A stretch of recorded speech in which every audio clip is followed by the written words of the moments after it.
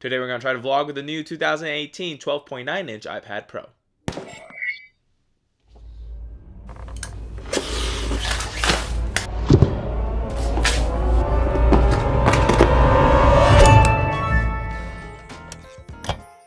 Hey, welcome back to the channel. I'm Kevin. Before we get to the test, let's talk about some specs. The camera on the back is a 12 megapixel camera with an f1.8 aperture, which is the same as old 10.5-inch iPad Pro. Something different about the camera is that it is missing its optical image stabilization, but it makes up for it with its new smart HDR feature, giving you more details for the Instagrams. The most important part of today's experiment though is the video quality. And for video we're working with 4K resolution at 30 to 60 FPS, 1080p resolution at 30 to 60 FPS, and if you must, 720p at 30 FPS. The front-facing camera is still at 7 megapixels with an aperture of f2.2 with the video recording capability of 1080p at 30 or 60 FPS. We are also getting the True Depth camera feature, which is a bundle of sensors that senses proximity and light to get a 3D map of your face, and not only for Face ID, but also for other in-camera features. I never know why they can't just make the front-facing camera the same as the back. I mean, we take most of our selfies using the front-facing camera anyway. I'm guessing it has to do with sensor size. If you know the answer, please leave it in the comment section below.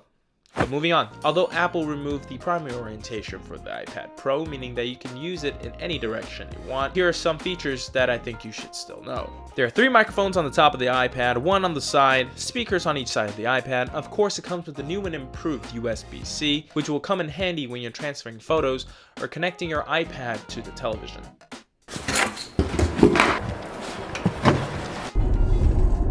So I realized if I were to vlog with this thing and to make sure that I'm in frame the whole time, I would have to be using the front-facing camera, which I guess is okay. It's definitely nice to be able to see myself clearly on the iPad screen. Compared to a small DSLR monitor, this is much better. I also want to point out that the camera angle is kind of narrow on this thing. I'm finding myself holding the iPad really far away to get myself in frame. Walking around and shooting footage with this thing is pretty odd at first, but for its size, it is still super light.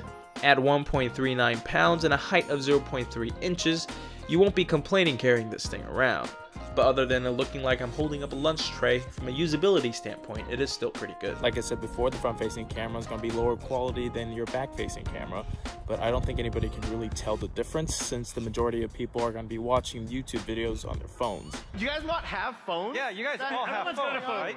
Oh hey, here's something I just learned. If you double tap the screen, it zooms it out more. This is, by the way, what the mic for the iPad Pro sounds like. The back camera in the context of vlogging can get you some nice buttery smooth B-roll. Apart from the normal recording at 30 to 60 FPS, the slow-mo goes from 120 to 240 FPS. In terms of ranking, I'd give it 4 out of 5 Peter McKinnons. Since this thing is still quite large, there is no way of really hiding this thing when you're filming out in public. You could throw people off by holding a textbook up in the air, hiding the iPad, but let's be honest, who reads anymore? It's all about audiobooks now. Speaking of audiobooks, this video was brought to you by... No, I'm just kidding. Another good thing about using this thing to vlog is that there's so many in-camera effects. There's a bunch of things you can play with, such as AR. You could also get some third-party apps like the Action Movie Effects app and go to town. No longer do you need to know how to use Adobe After Effects or wait a million years for rendering. I guess the only reason stopping you from using this thing to vlog is getting over the mental hurdle of having everybody look at you while you hold this thing up in the air. Hi. They do make a smaller one, but not that much smaller, with the A12 Bionic chip and 4 gigabytes of RAM. I sound pretty cool saying that. You can now shoot video, vlog, and also get a bit of work done as well. By the way, only the 1 terabyte version has the 6 gigabytes of RAM.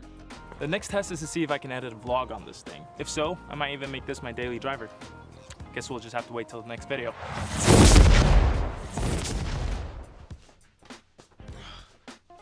Whew. The iPad Pro at 11 inches starts at $799 and the 12.9 inch starts at $999. If you're looking to get a new tablet and camera combo, I think this is a pretty good upgrade. With it having a really good camera and the ability to edit, I'd say this is a decent vlogging machine for YouTube. Just gotta find out how to attach my Joby pod now. Well, that's it for me. If you like this video, remember to like it, subscribe if you haven't already. If you're new here, we make videos every week on cinematography, storytelling, and other video related topics. Would you vlog with an iPad? Let me know your thoughts in the comment section below. Until the next video, Excuse me, I have to take this. Hello?